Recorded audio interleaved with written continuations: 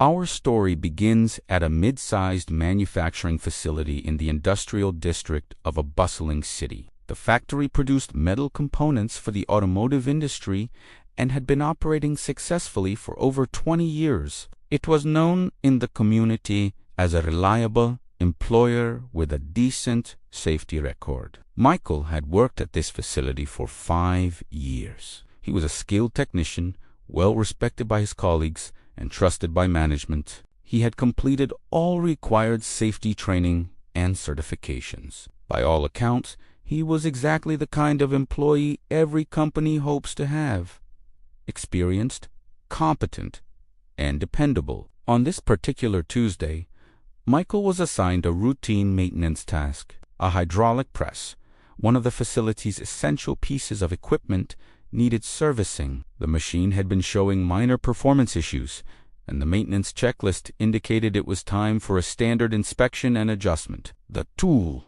understanding hydraulic systems. Before we continue with our story, it's important to understand what a hydraulic press is and why it requires such careful handling. Hydraulic systems use pressurized fluid to generate enormous force. These machines can exert thousands of pounds of pressure, making them incredibly useful for shaping metal, compressing materials, and performing heavy-duty industrial tasks. The tool at the center of our story was a pressure relief valve wrench, a specialized instrument designed to safely adjust the pressure settings on hydraulic equipment. This particular wrench allowed technicians to the system's pressure levels while maintaining proper safety protocols. Like many industrial tools, the pressure relief valve wrench was designed with safety in mind. It had specific markings indicating proper positioning, torque limits, and adjustment ranges. The manufacturer's guidelines were clear and comprehensive. When used correctly, it was a perfectly safe and effective tool. The mistake: when routine becomes complacency. Michael approached the maintenance task with confidence born from experience. He had performed similar procedures dozens of times before. The facility's lockout-tagout procedures required him to completely shut down and depressurize the system before beginning any maintenance work. This safety protocol exists specifically to prevent accidents by ensuring that equipment cannot accidentally activate while someone is working on it. However, on this particular morning, several factors converged in a way that would prove consequential. The production schedule was tight, and there was pressure to minimize downtime. Michael had performed this specific adjustment before on similar equipment and had developed what he believed was an efficient approach. Rather than following the complete shutdown procedure, Michael decided to make a quick adjustment while the system remained partially pressurized. His reasoning seemed logical at the time.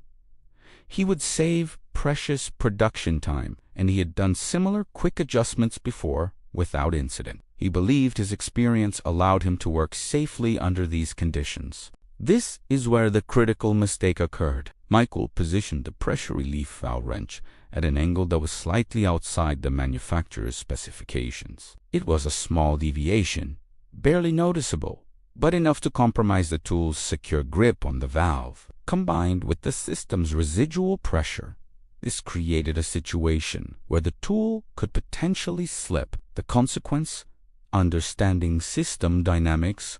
What happened next demonstrated why safety procedures exist and why they must be followed without exception. When Michael applied torque to adjust the valve, the wrench slipped from its position due to the incorrect angle and the unexpected resistance from the partially pressurized system. The sudden release of hydraulic pressure created a dangerous situation. The equipment experienced what engineers call a catastrophic pressure event.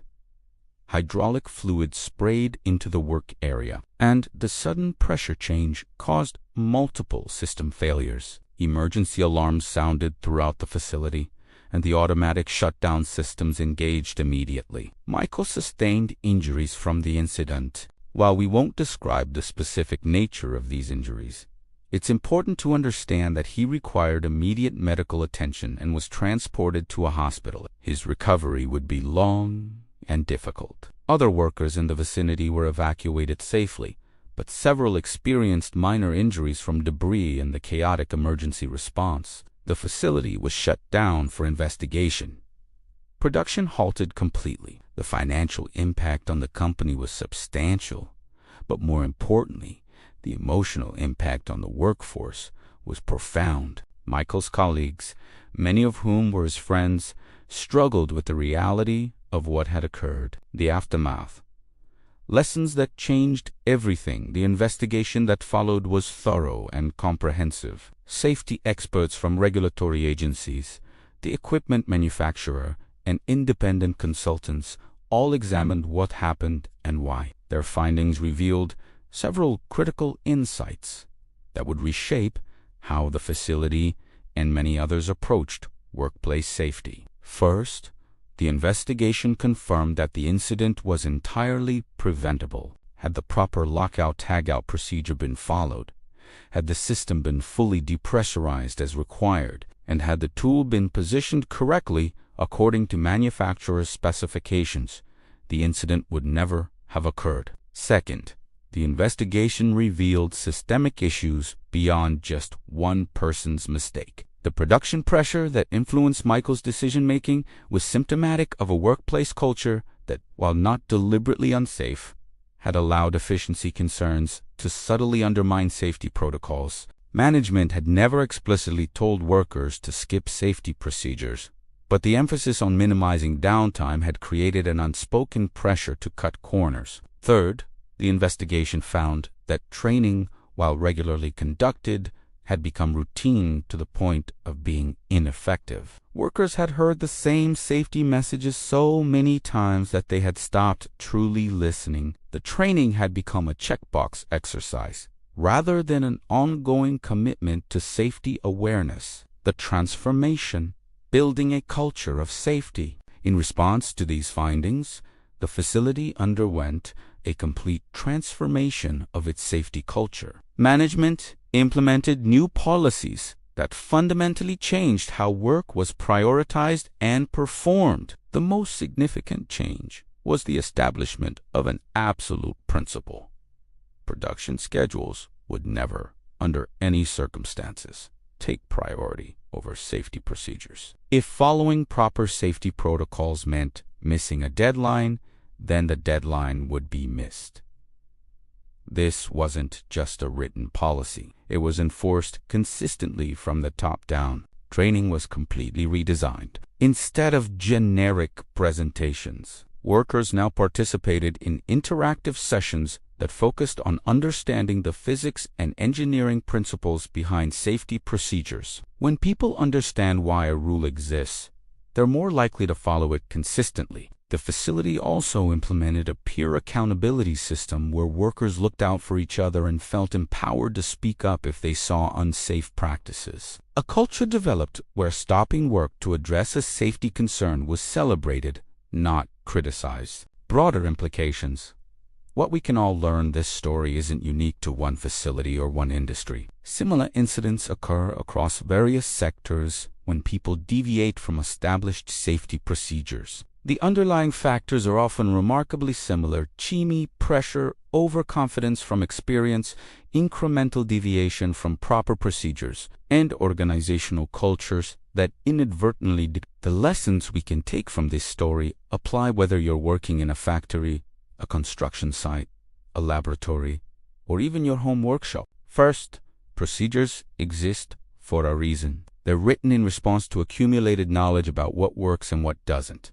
Following them isn't just about compliance. It's about protecting yourself and others. Second, experience can be a double-edged sword. While experience builds competence, it can also breed complacency. The most dangerous moment is often when we feel most confident, because that is when we're most likely to let our guard down. Third, workplace culture matters enormously. If people feel pressured to prioritize productivity over safety, they will make decisions that increase risk. Creating a culture where safety is genuinely valued requires consistent action from leadership and accountability at all levels. Conclusion: one choice. Infinite impact. Michael's story didn't end with the incident. His recovery was long, but he eventually returned to work in a different capacity. More importantly, he became a passionate advocate for workplace safety. He now shares his experience with others, helping them understand that safety procedures aren't obstacles to be overcome, but protections to be embraced. The facility where the incident occurred has now operated 4 years without a serious safety incident. The changes implemented after that difficult day created a lasting legacy of improved safety awareness and practice. What could have been only a tragedy became an opportunity for meaningful change. When we pick up any tool, we're making a choice. We're choosing how we'll use that tool, whether we'll follow proper procedures, and whether we'll prioritize our safety and the safety of those around us.